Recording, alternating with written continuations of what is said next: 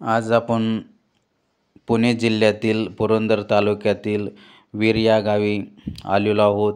आणि या वीरगावची यात्रा माघ पौर्णिमेला लग्न होते आणि तेथून यात्रेला सुरुवात होते। दशमी दिवशी मारामारी मुख्य दिवस आणि दुपारी रंगाचं शिपणं होतं आणि त्या शिपणं झाल्यानंतर यात्रेची सांगता होती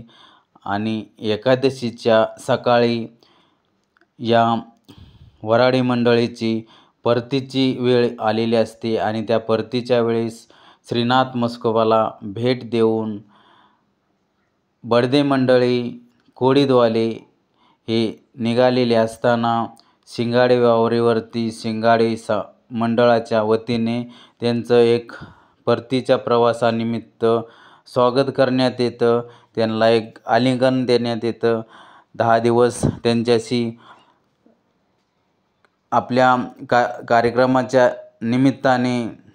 10 दिवस वेळ घालवलेला असतो आणि परतीच्या वेळेस त्यांना एक आलिंगन देण्याची वेळ आली, स्वागत करण्याची वेळ असते, अभिनंदन करण्याची वेळ असते आणि त्यावेळेस शिंगाडे वावरीच्या या ठिकाणी सर्व शिंगाडे मंडळ समस्त महाराष्ट्र राज्यातील त्या ठिकाणी त्यांचं एक अभिनंदन स्वागत परतीचा प्रवास करत असताना त्यांना एक भेट देतात आणि बडदे मंडळी